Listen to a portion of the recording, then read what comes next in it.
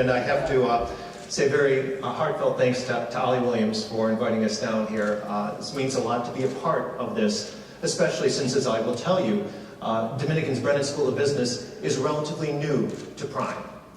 To tell you a little bit about Dominican and our School of Business, because we don't have the name or the reputation yet that Mendoza and Notre Dame have. Dominican University is a private Catholic institution located in River Forest, Illinois, which is about 10 miles west of the Loop. We have about 3,800 students, about half of whom are undergraduate, the other half are graduate students. We pursue about 50 undergraduate majors and master's degrees in our School of Business, our School of Education, School of Library Science, and School of Social Work. U.S. News and World Report does rank us as generally a top Midwestern university. Have never been ranked #1 in anything yet. We're going with it. The School of Business was founded in Dominican in 1977, and in 2006 was named the Brennan School of Business in honor of Ed Brennan, the former CEO of Sears, and served on a number of boards, including Exelon and American Airlines. And although we lost Ed shortly thereafter, we're committed to continuing his legacy of impact with integrity. We have about 500 students in the Brennan School of Business, about 200 undergraduates, about 300 graduates. We have majors in accounting, business administration, economics, and international business.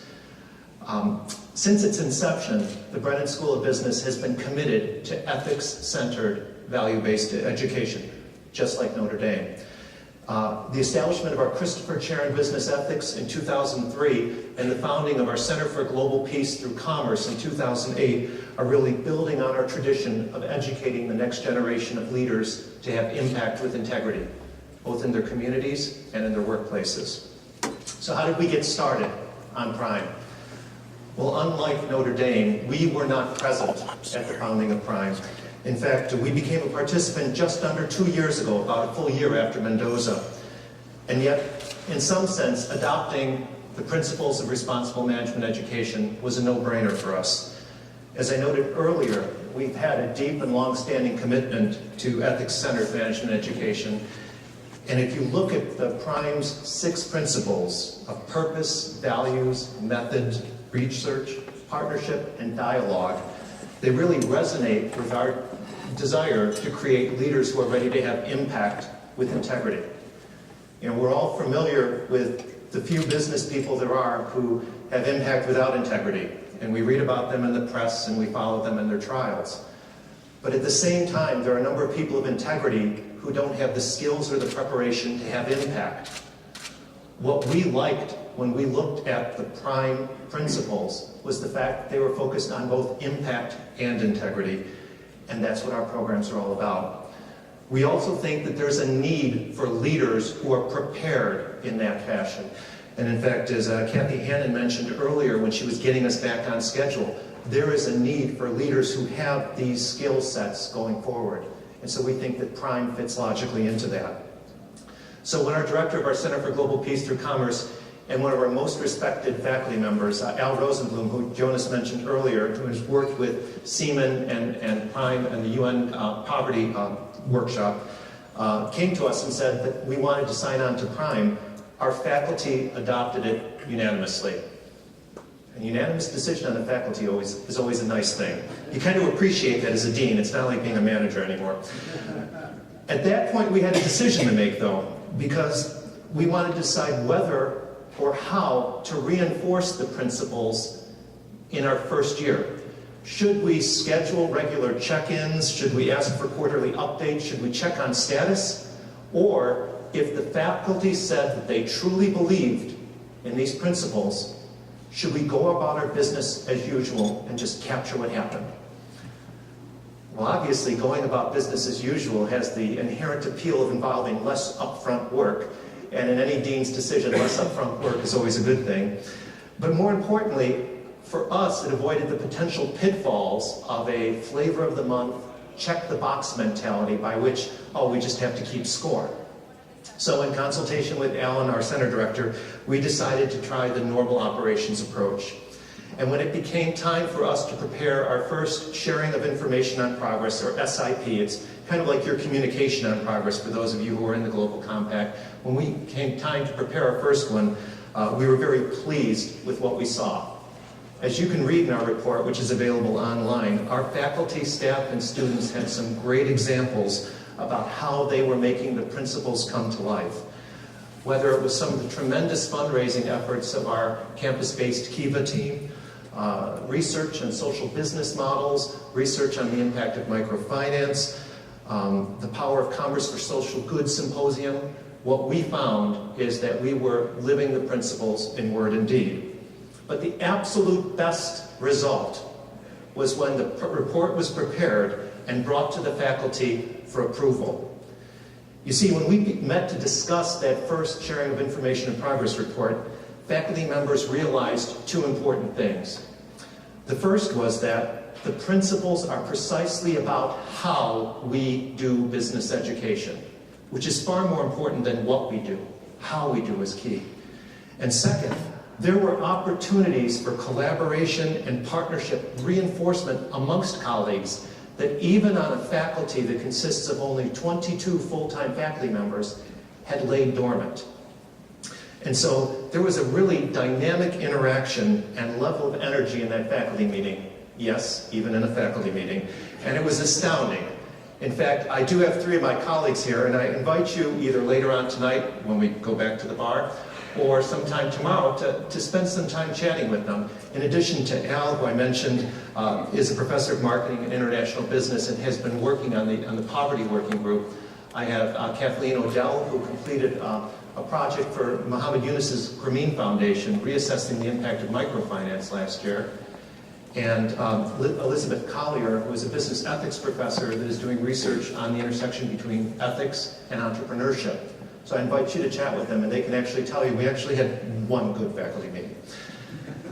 But as a result of that faculty meeting and some of the opportunities that were identified, this year, 2010-2011, is shaping up to be even more exciting for us. And what Jonas suggested that I do is provide at most 1 or 2 examples of some of the things that are going on in our school along each of those 6 prime dimensions. In the area of purpose, our 2010 Power of Commerce for Social Good Symposium brought together students, alumni, the business community, and other thought leaders to explore issues of corporate social responsibility and sustainability communications.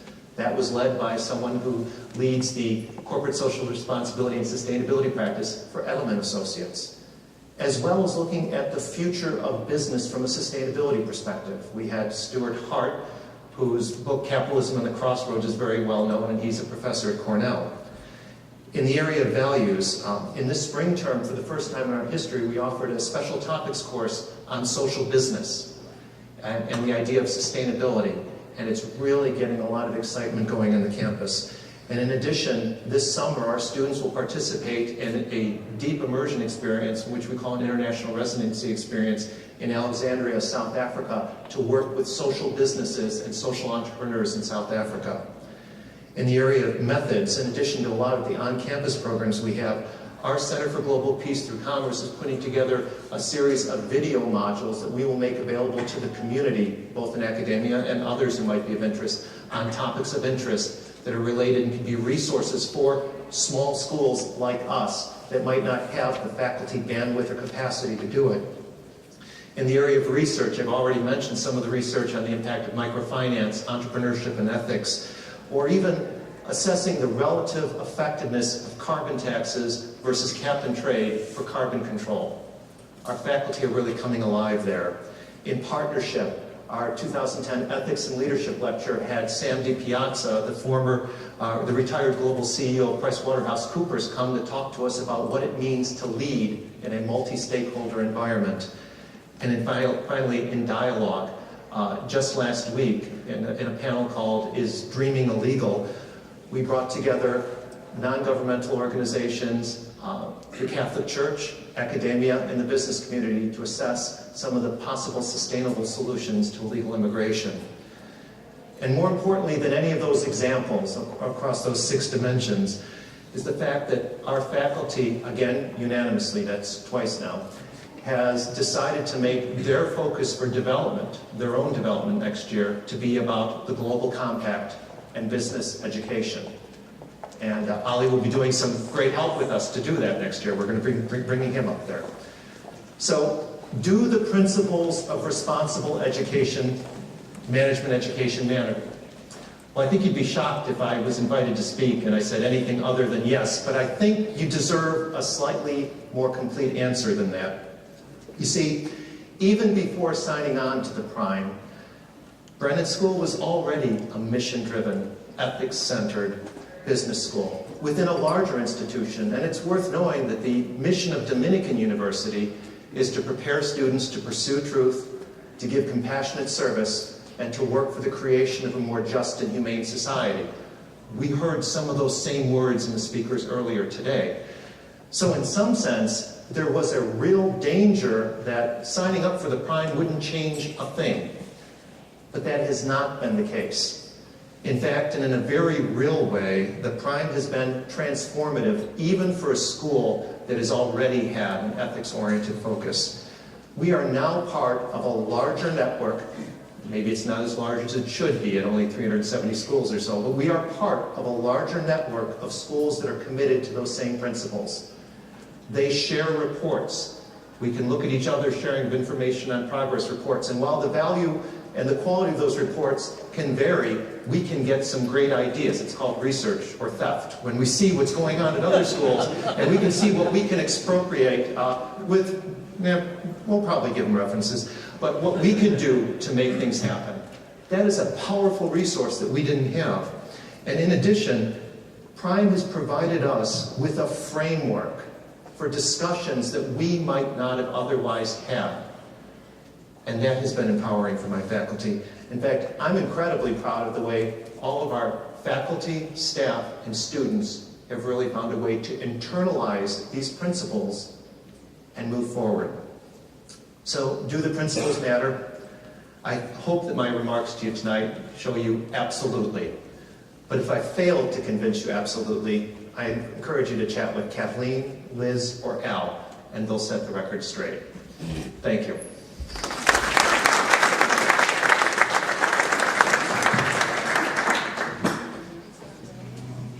I'd invite questions.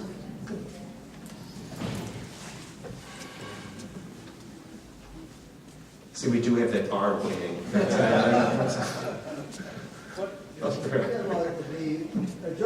What are the obstacles to getting? What is the usual objection you hear, or what are the obstacles, the barriers that you see that have to be overcome that business schools come into this idea? I mean, right now what we're seeing is some of the major brands are still missing, and I think some of the faculty of schools which have already signed on are also still debating the validity of the claims that we are making here. I think really what's at the core of the issue is that there is still a lot of sometimes skepticism, in the beginning at least, and also sometimes of schools which have already joined, of whether that is the right choice to teach. For example, that business should be looking at sustainability or corporate responsibility as a core issue. That's still a debate that's happening among schools which have joined or which not yet have joined. And so it's the constant reminder, that there is a large group of corporations, an increasing number of corporations. The Global Company is just one initiative showcasing that. It's out there making the demand that business schools should change. And I think it's probably not fair to say that schools are always reacting to it, but I have to say, in terms of the way that business school curriculum is changing, of course it is reactive because it has to see if that is a mainstream issue. And I think we are at this stage right now, 10 years probably after corporate responsibility has, or whatever you want to call it, has become more and more mainstream about companies, that business schools and management education is also now waking up to that call and saying this is a mainstream issue. So we are seeing right now that schools are more easily following up, but 3 years ago it was still pretty much debated concept, which wasn't so easily to explain to a faculty member who had already taught his or her course for a number of years and wasn't able or wasn't willing to change the approach just because it might be a business fashion. But now I think we can prove and more and more see the proof that there's not just a business fashion, but it's really something to share with us. So I think over time we have seen that more and more schools are becoming more easily convinced that this is a concept. But that's where we are right now, at this stage where it becomes more mainstream also among business schools.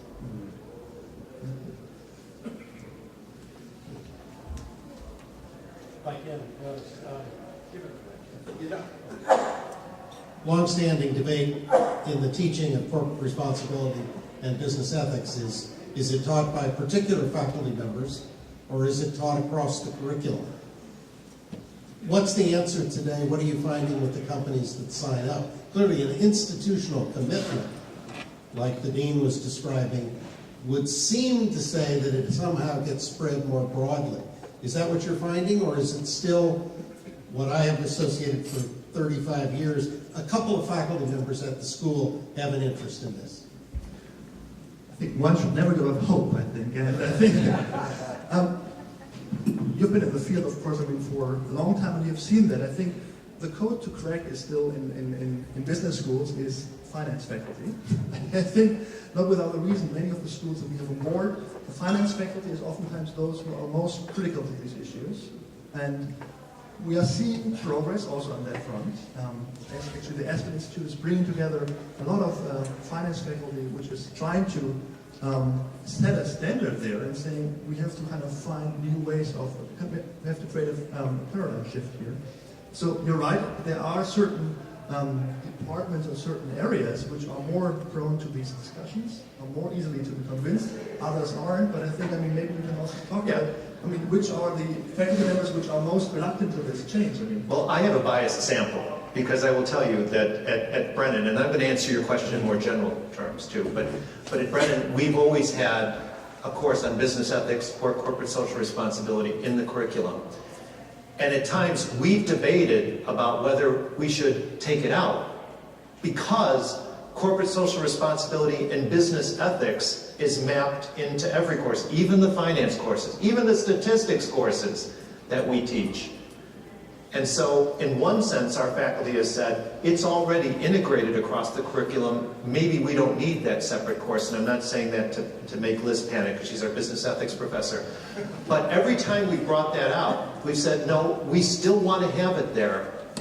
And when folks talk to our students, and when our visitors from AACSB come in and ask our students, without the dean or anyone else around, what does a Brennan education mean to you? They get an answer that I imagine is very similar to what you get from a Notre Dame student. That it's about how you act as much as about what you do, and about engaging your heart as well as your mind. Now, why is it such a big challenge for some schools? I agree with Jonas, some schools have faculty that view it as not in their department. And I'll be honest with you, I'm surprised that so few schools have signed up.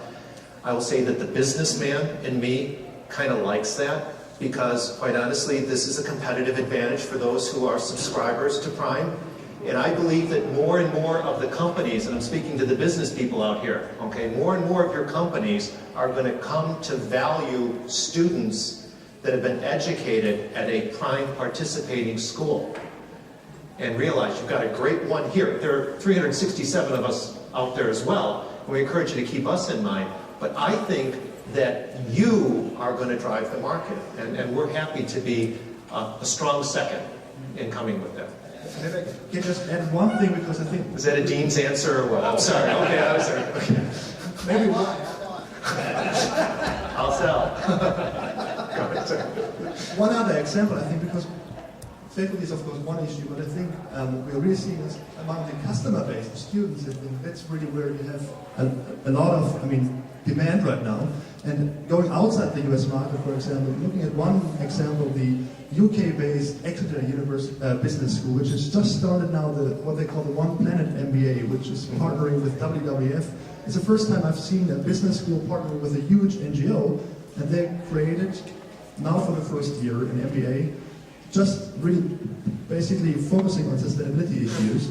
And the dean there says they can't keep up with the demand, because demand by students have doubled in 1 year once they have created that program. So I think what we're seeing also the value shift in the young people which are entering these schools, that's the demand that business schools should also service. Not only faculty or the companies which are making these demands. Yeah, and one of the examples that Jonas mentioned was the idea of net impact as an organization on campuses. Realize those are student-driven organizations. Students know they want this. And so it's up to us in the business community, let alone the business education community, to realize that things have changed. and we need to get on board. Just another question. On the other hand, corporations are trying to integrate sustainability into their business strategy, and they're trying to take it out of a separate, standalone sustainability organization. So, being your customers, you should recognize that that's a pretty clear trend, and it's being driven across all of industrial and corporate America. And what that's going to do is result in sustainability that is more sustainable within a corporation, because what you're talking about is making it strategic rather than just philanthropic. And that's the idea of integrating it across the curriculum. Absolutely. Good. I would like to make two remarks. I think one thing is pretty clear now. We have been teaching business ethics for about 20 years. And in 1993, Piper and Marriage and Thiele published a book, Can Ethics Be Taught? And they said already 18 years ago, we need both. We need freestanding courses in business ethics, and we need the integration of ethics into different disciplines. And I think that is really important too. Because if we only want to integrate, we lose what we understand by integration. We don't have an idea about ethics. And the other way around, we are remaining in an ivory tower without going to the things. The second thing about the obstacles we still confront, I think we should not underestimate. And I think a main obstacle is the foundational issues, particularly in finance and economics. If we do not address those issues, how ethics and economics or ethics and finance are intimately related, if we just say, well, business practice needs us, that's not enough. And I think we have to do much more on foundational issues. I agree, and I would add ethics in marketing, ethics in operations. I mean, you have to tie it all together. No, but it goes deeper. If you take, for instance, Amartya Sen, the famous Nobel Prize winner, who has worked on that for 30, 40 years on how ethics and economics are related, you cannot find many things taken up from his work in business schools. It's not that clear.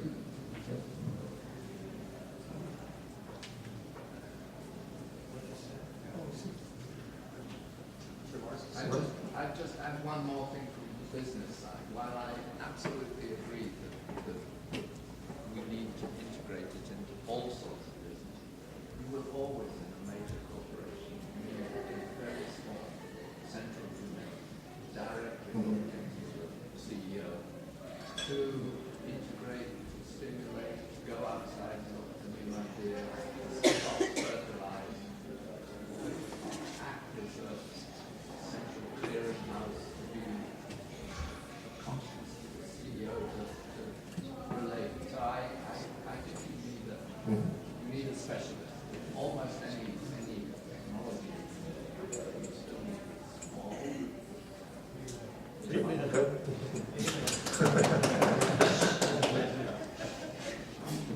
I would just add my 2 cents. The ethics across the curriculum, one of the things at the school I was at, of course we had the ethicist that we had to take the course, but faculty are honest. They say, we're not formally trained in this. So there was a hesitancy, and they raised their hands and said, we want to do seminars. We'd like training before we go into the module. So how much they needed, that's a judgment call, but there's an honesty there about qualified to do what. Good point. Other questions?